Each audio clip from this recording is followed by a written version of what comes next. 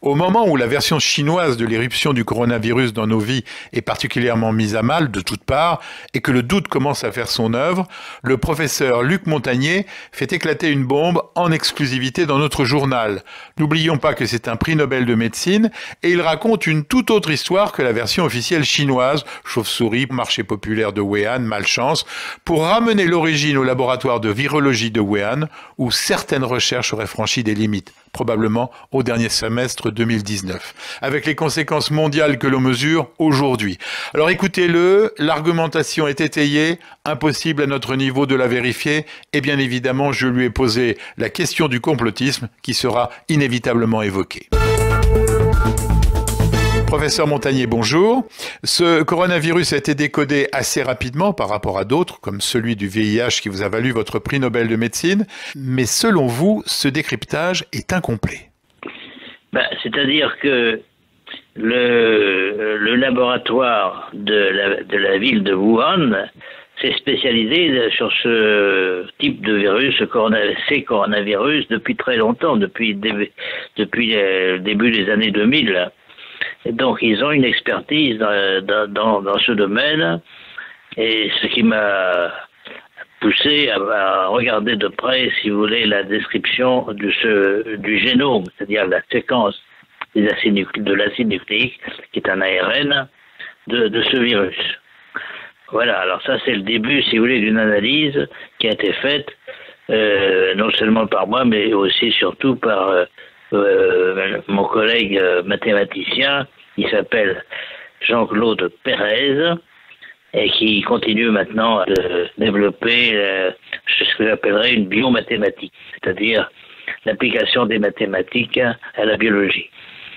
Alors, donc il a effectivement fouillé dans les moindres détails de la séquence.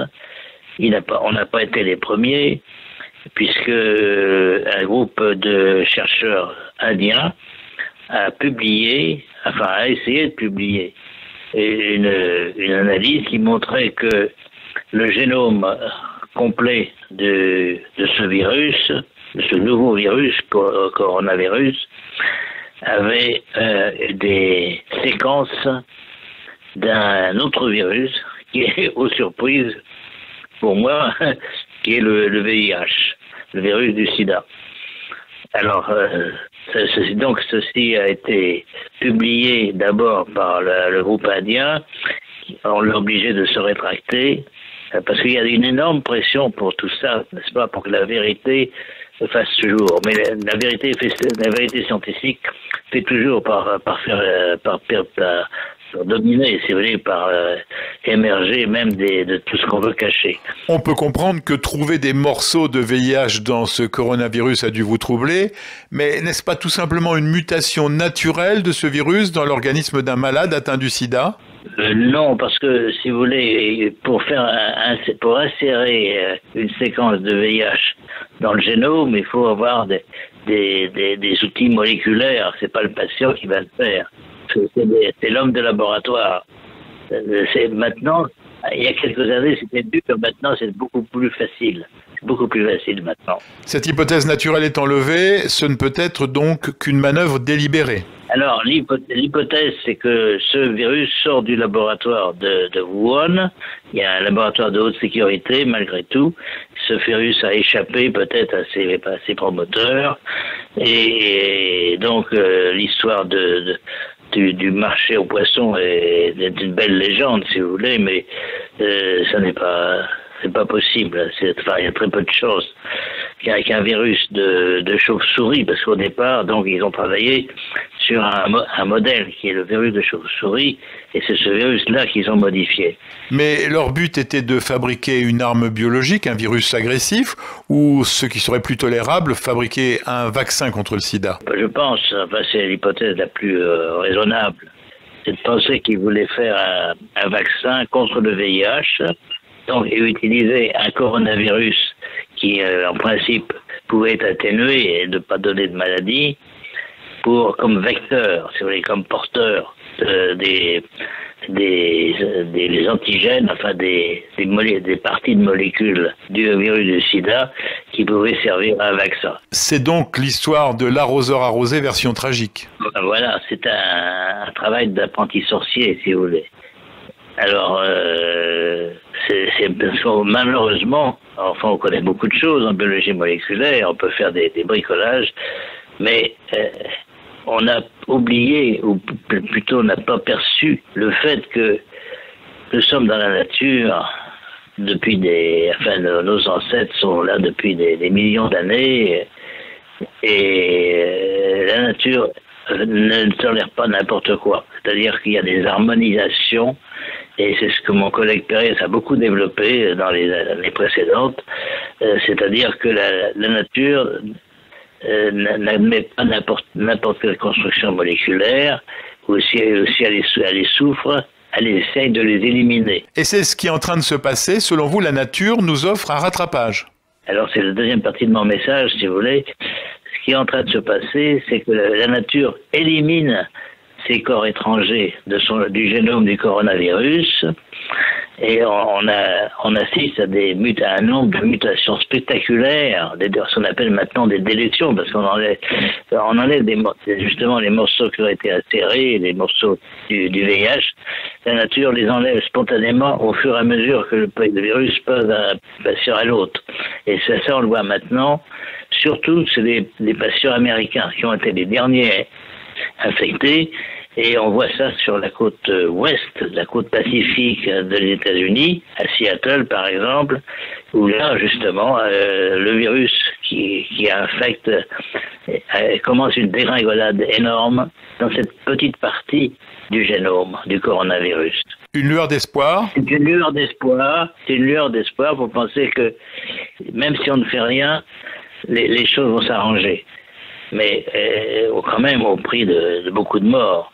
Donc si on peut accélérer cela, et moi j'ai des propositions à faire, mais là j'ai besoin de beaucoup de moyens.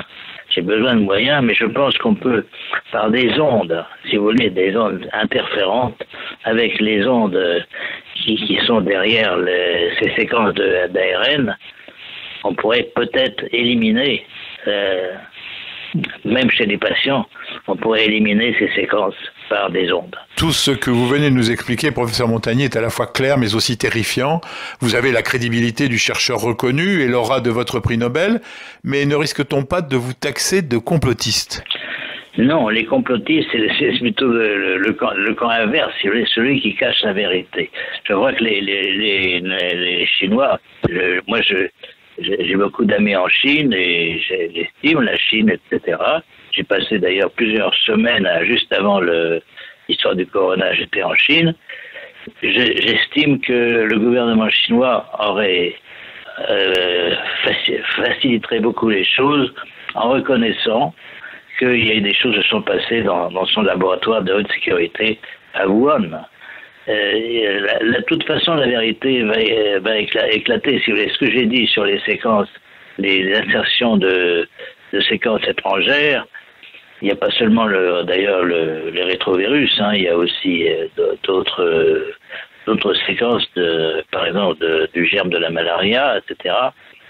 Donc, tout ceci indique que quelques personnes, je ne sais pas qui, c'est pas mon rôle de dire, d'accuser quelqu'un, quelques personnes ont voulu profiter peut-être d'avoir une idée de faire un vaccin contre le virus du sida, en insérant donc des séquences de ce coronavirus.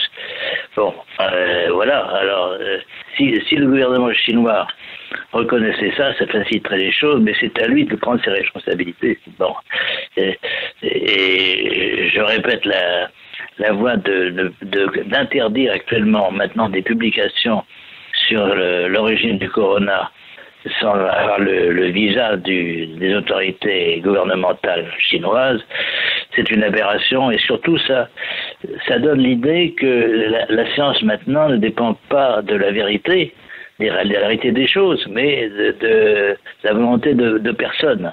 Alors ça, c'est très très mauvais pour la réputation de la science. Donc personne à ce moment-là n'aura confiance dans ce qu'on vous dit sur la science, sur les résultats, qui sont fabriqués, n'est-ce pas? Et si on empêche la vérité d'éclater. Donc c'est une très mauvaise position. J'espère que le gouvernement chinois ira jusqu'au bout.